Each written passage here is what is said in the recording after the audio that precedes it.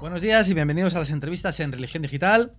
Hoy nos acompaña José García de Castro, jesuita, director del Instituto Universitario de Espiritualidad. Buenos días. Buenos días. Adscrito a la perteneciente, mejor dicho, a la Universidad Pontificia Comillas. Sí, el instituto está insertado en la Universidad Pontificia Comillas a través de la Facultad de Teología. Dependemos, por tanto, de su decano como último responsable del De instituto. Gabín Sí. Uribarri, un buen amigo de esta casa que ha estado aquí en varias ocasiones.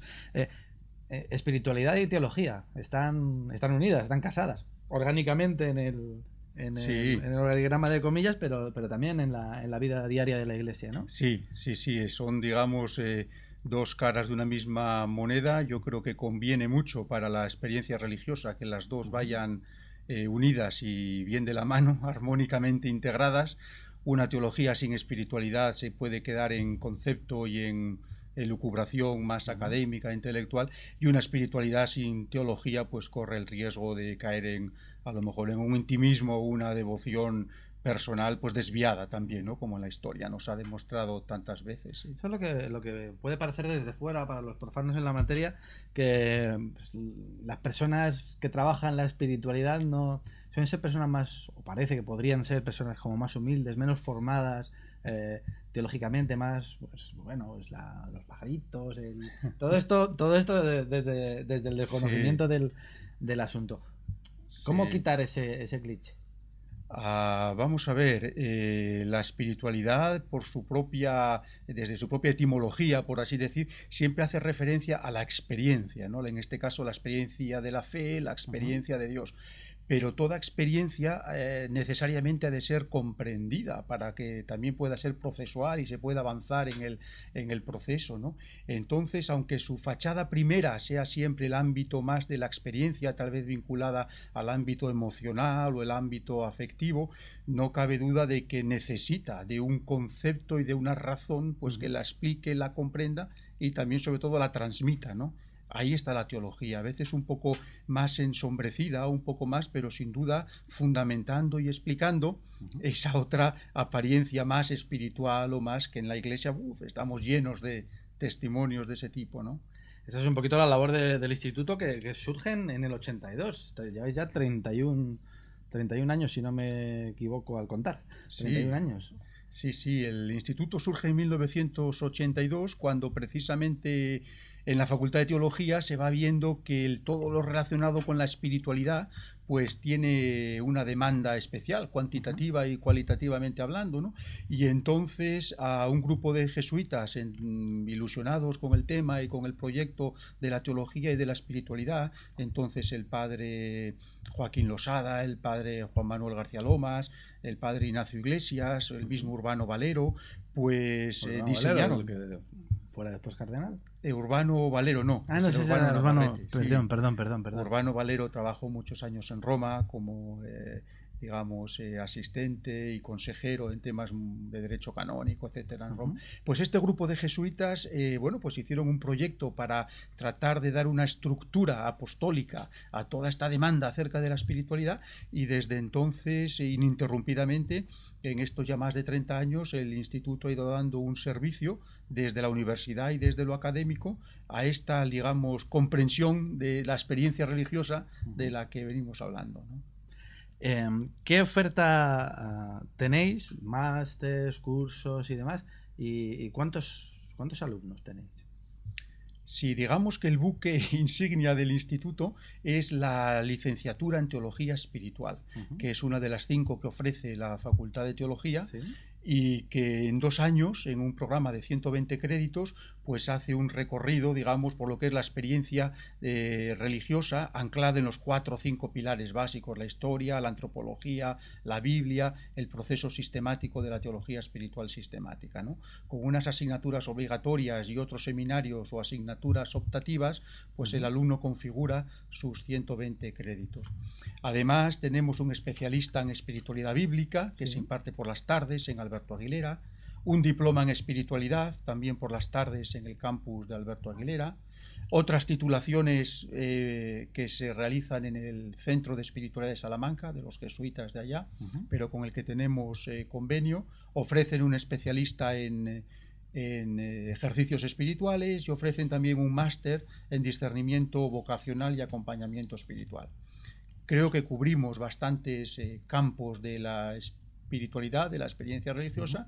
Y ahora últimamente, pues a ver, este próximo curso comenzaremos este máster que hemos llamado Ignatiana, en latín el nombre, pues centrado en un año en teología, espiritualidad, historia y pastoral, todo ello ignaciano. Es este máster que tienen aquí en este díptico, peregrinación por la visión ignaciana.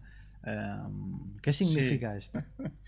Hemos querido poner un poco en el escaparate del nombre del máster ignaciana una palabra pues tan de Íñigo de Loyola como era el de la peregrinación. Él en su propia autobiografía muchas veces autodenomina el peregrino, el buscador de Dios, el que desea el encuentro con Dios, el que va discerniendo y orientando las velas de su vida según. Entonces, inspirándonos en esta imagen del peregrino, el máster en cierta manera también ofrece una peregrinación por el saber y por el estudio ignaciano en sus diversas facetas. ¿Es un recorrido por la espiritualidad de Ignacio a lo largo de su vida o es algo más?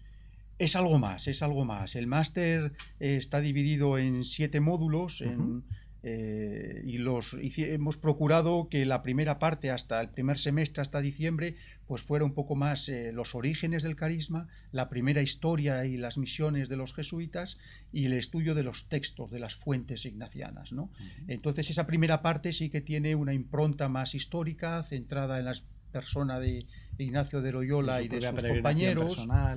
Claro, el estudio y el camino de los primeros años de la congregación, que son absolutamente interesantes. Sí, apasionantes. Y entonces la segunda parte, ya comenzando en enero, pues sería un poco la aproximación a la herencia ignaciana, ¿no? La estela que el Espíritu Santo ha ido desarrollando desde aquella experiencia en Loyola de 1521, y podríamos llamarlo así, desafíos de la espiritualidad ignaciana para el mundo de hoy, la misión de la Compañía de Jesús y la espiritualidad ignaciana en los contextos contemporáneos, formación en la pastoral ignaciana más específica tal vez de nuestro carisma, los ejercicios, el acompañamiento espiritual, el discernimiento. Que son famosísimos en todo el mundo desde hace muchísimos años, y una clave para entender la compañía y también para entender a esa espiritualidad y esos retos que tiene. ¿Cuáles son esos retos que tiene la compañía a partir de su espiritualidad?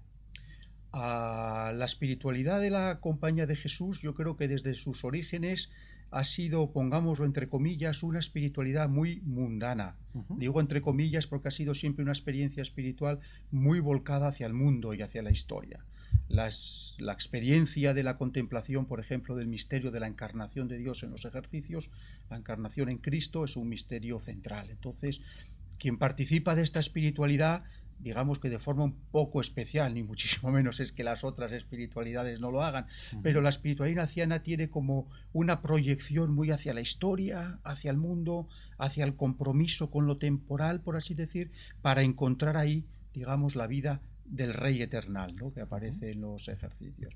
Entonces, desde un principio, todos los ámbitos de la evangelización, de la misión, de la dignidad humana, de la promoción de la justicia, del meterse en el corazón de las culturas, eso es algo que desde los propios orígenes de la compañía, pues esta espiritualidad lleva en su corazón, ¿no?, y en sus genes. Que hablábamos al comienzo de que teología sin espiritualidad o espiritualidad sin teología no tenían mucha razón de ser, pero también espiritualidad sin acción, sin inserción en las barreras, en las fronteras del mundo, en el corazón del mundo que sufre y actividad en ella, pues tampoco tendría demasiada razón de ser, ¿no? Son como distintas patas del mismo banco que... Es más, podríamos decir que casi una acción sanadora, dignificadora de la historia, del mundo y de la humanidad, podría ser claramente un criterio evaluador o verificador de la experiencia espiritual interna que uno cree estar viviendo, ¿no? Entonces, muchas veces es lo que hacemos, la acción en la espiritualidad ignaciana es muy importante, contemplativos en la acción, etcétera, etcétera. Lo que se hace es realmente una manera de estar entrando en contacto y en relación con Dios en el mundo. Es decir, que la acción tiene mucho de oración y y de encuentro con Dios y de experiencia religiosa. Sí. Vivimos una época de cambio, de crisis, también de valores, de todo tipo, y sin embargo sí que estamos asistiendo a un proceso, no sé si único en la historia, pero al menos sí distinto, un proceso de búsqueda, no sé si de espiritualidad en sí o dentro de esa búsqueda de espiritualidad, que tal vez no esté tan reglado, no esté tan inserto en determinadas tradiciones religiosas concretas, sino que es una búsqueda como más... hace poco me hablaban de la diferencia entre peregrinos y vagabundos. Sí, sí. Están los peregrinos sabiendo hacia dónde van y por qué caminan y hacia dónde está su destino. Y sin embargo hay muchos... en este mundo hay mucho vagabundo que sabe que está buscando, que quiere encontrar algo, pero no tiene ni idea de por dónde ir, ni hacia dónde llegar, ni cuál es el ritmo del camino. Estamos asistiendo un poquito a esto también en la espiritualidad. Y completándolo con esto, uniéndolo con esto, podemos decir que está de moda. Me gusta la imagen, peregrinos y vagabundos de la búsqueda, ¿no?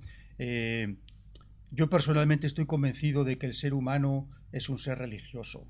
Es un ser religioso. Es un ser como eternamente insatisfecho con lo que su propia historia y su propio mundo le puede ofrecer, y digamos, como anhelo de trascendencia o anhelo de plus, como diría Juan de la Cruz, de no sé qué, nos deja siempre un poco balbuciendo y deseosos de no estar nunca satisfecho con lo que hemos encontrado, ¿no?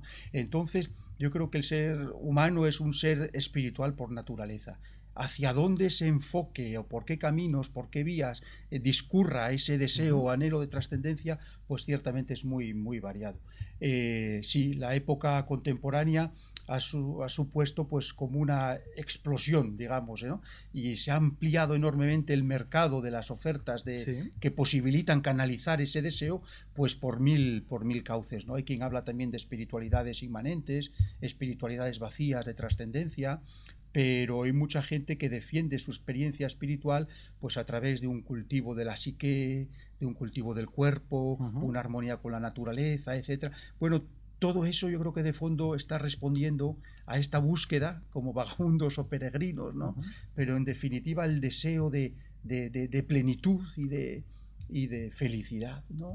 Intuida ya. Y todas esas búsquedas, incluyendo las del cuerpo, las de la ecología y todas estas de las que estabas hablando, ¿son integrables sin que haya una acusación de relativismo? Yo creo que sí, que hay muchos aspectos de estas corrientes que yo creo que pueden ser voces también proféticas para ayudarnos a convertir parcelas, a lo mejor las corrientes más tradicionales, las religiones más clásicas. Tú lo has dicho, todo lo que pueda ser el cuidado del sujeto humano.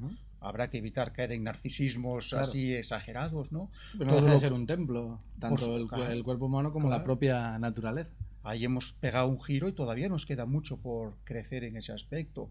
Todo lo que sea, pues Francisco de Asís, que está también tan de moda últimamente, todo lo que sea el cuidado del entorno, de la naturaleza, el reconocer las cosas, digamos, como criaturas y como queridas y surgidas de Dios y tantas otras cosas, yo creo que sí, que en estos movimientos y nuevas corrientes, si sabemos escuchar, podemos establecer diálogo, comunicación, tanto para lo que nosotros necesitemos de convertir y de purificar, como para también ayudar a los otros a ofrecer lecturas, si queremos, más teológicas o más, en nuestro caso, a lo mejor cristianas, de aquello que ya puedan estar viviendo, a veces sin saberlo, ¿no?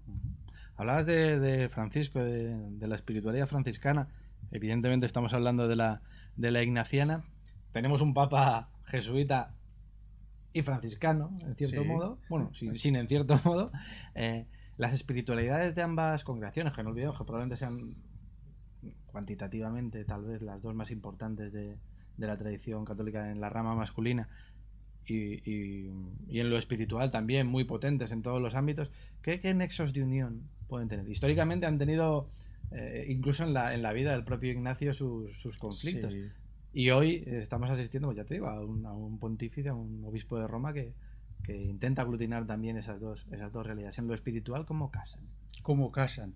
Sí, yo creo que desde los comienzos Íñigo más bien, en aquella época, Íñigo de Loyola, que cae herido y empieza a tener su propia experiencia de Dios, experiencia religiosa, pues evidentemente no sabe, no conoce, no tiene ni lenguaje ni concepto para pensar sobre lo que le está ocurriendo, y acude a los santos más propios y a lo mejor hasta populares. Sí. El entorno de Loyola, pues había el santuario de Aránzazu próximo, había cierto ambiente franciscano, había leído la vida de Francisco de Asís en el Flos Sanctorum. Creo, no lo recuerdo ahora, porque una de mis novelas arranca ahí con Ignacio siendo herido en la batalla y leyendo una serie de libros, entre ellos una pequeña biografía de Francisco de Asís, que fue uno de los motores que también le colocan ahí cuando está herido de muerte y recuperándose en el castillo creo que de Javier o de a impulsar su salida y su peregrinaje también. De hecho, el nombre de San Francisco es de los escasísimos nombres de santos. Otros aparecen anónimamente, ¿no? Cuando está en Manresa se acordaba que un santo había hecho, pero así que cite explícitamente él son Santo Domingo, San Domingo de Guzmán y Francisco de Asís, con los deseos de imitarles y hacer las mismas cosas que estos grandes personajes de la espiritualidad católica cristiana occidental habían hecho, ¿no? O sea que Francisco, digamos, los ejercicios se construyen también con grandes valores franciscanos, digamos. El tema de la pobreza a todos los niveles es un tema que preocupó mucho a San Ignacio de Loyola hasta estar en Roma. Su diario espiritual pues es en definitiva una deliberación en torno a un posible régimen de pobreza. Su preocupación a veces también balbuciente sobre el uso del dinero, el desapego. El poder, el tema de los cargos. Hay intuiciones franciscanas muy profundas. No podemos olvidar la humildad que es también tan franciscana en su esencia y en la construcción del carisma. Recorren los ejercicios espirituales. Jesucristo ignaciano es un Jesucristo obediente y humilde. Digamos que el chequeo de la experiencia religiosa atraviesa esa meditación tan profunda de las tres maneras de humildad, ¿no? Donde la última humildad y la identificación con Cristo crucificado. Entonces, aunque luego se separa de los mendicantes y de esa manera de organizar la vida religiosa, no quiere frailes, no quiere conventos, pero no cabe duda de que hay valores de los carismas pues que se tocan, ¿no? Y se reinterpretan de manera peculiar cada uno, pero convergen también en su... ¿Te atreverías a hacer un pequeño bosquejo de la espiritualidad del nuevo Papa, de Francisco, de un Papa jesuita y de un Papa que asume también ese compromiso espiritual y real con los pobres? Lo conozco poco en su trayectoria y también en su magisterio como cardenal de Buenos Aires, etcétera, ¿no? Sí que es cierto que el cardenal Bergoglio, y también en su época anterior como jesuita, pues demostró una sensibilidad, digamos, especial por el compromiso social, por vincular la experiencia religiosa interna al compromiso y a la ayuda y al apoyo de los más desfavorecidos y de los más pobres. Su testimonio personal de persona austera, sus deseos de seguir una pobreza evangélica, etcétera, yo creo que han marcado también su trayectoria y a todos aquellos que de alguna forma han recibido su influencia, ¿no? Entonces, sí, yo creo que ha integrado muy bien, visiblemente, que a veces también nos hace falta visibilizar estas cosas con gestos, con pequeños o grandes símbolos, etcétera, y al mismo tiempo pues con una pasión por Cristo evangelizadora y anunciadora pues muy explícita, ¿no? Muy explícita. Y yo creo que ha sabido también desmarcarse siempre de posibles ideologizaciones o reduccionismos de carácter más bien ideológico o político de la experiencia religiosa, ¿no? Veremos. Entonces, claro, queda tiempo. A veces da la sensación de que cuando algo es nuevo queremos que provoque una revolución inmediata y eso también, en eso también el espíritu nos tendría que dar a los cristianos de a pie, al menos, un poquito de tranquilidad. Sí. Cuéntanos un poco el máster ignatiano, máster ignatiana, perdón. Sí. ¿Qué pasos hay que seguir? ¿Cómo puede uno, a quién está dirigido y cómo puedes apuntarte? Sí. Bueno, el máster ignatiana está dirigido a todas aquellas personas, bueno, es un máster y por tanto un programa de posgrado, ¿no? Que tengan cierta sensibilidad, cierto interés y como mínimo cierta curiosidad por recibir una formación un poco sistemática y orgánica en torno a temas ignacianos, ¿no?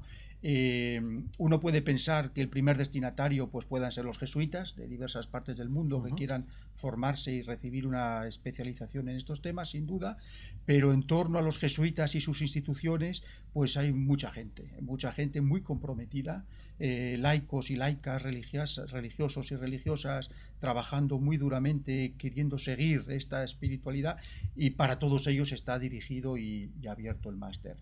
Requisitos están todos en la página web de Comillas, ahí lo tienen, masterignaciana.es. ¿Verán ustedes el rotulito por aquí ahora? Sí, y bueno, pues las clases se imparten en español. Exigimos, por tanto, un suficiente, un poco más que suficiente conocimiento del español que verificamos por alguna prueba del Instituto Cervantes, y ganas de estudio, de saber y de dejarse sorprender. Arranca septiembre, ¿no? El 16 de septiembre comienzan las clases, lunes 16 de septiembre. ¿Un año, 2 años de...? Está organizado un año académico para, ojalá, poder defender la memoria del máster a lo largo del mes de junio. Son 6 módulos lectivos, 3 en el primer cuatrimestre, 3 en el segundo, y un 7º módulo que serán unas 3 o 4 semanas, pues dedicado fundamentalmente bajo la mirada y el apoyo de un tutor a la elaboración y redacción de la memoria del máster, ¿no? Los módulos son individuales, cada uno tiene asignado un número de créditos entre 6 y 10, ¿sí? Y la gente puede apuntarse a uno a otro según posibilidades, intereses, etcétera, ¿no? Pues no os lo pierdan, porque además estamos en un momento en el que digo yo que la espiritualidad está de moda, pero sobre todo la búsqueda de caminos y de caminos con sentido. Esta peregrinación y no vagabundeo. También me ha gustado la expresión. Sí. José, muchísimas gracias, y para lo que necesites esta es tu casa. Y a ustedes pues les dejamos con el programa del máster, con los programas del Instituto Universitario de Espiritualidad, perteneciente a la Facultad de Teología de la Universidad Pontificia Comillas. 31 años nos contemplan a este instituto, a Comillas bastantes más, sí. y los que nos quedarán por seguir trabajando. Muchísimas gracias. Pues muchas gracias a vosotros y a todos ustedes por aguantar esta entrevista. Muchas gracias. Aguanten y disfruten, y les esperamos en nuevas ediciones de las entrevistas en Religión Digital. Muy buenos días.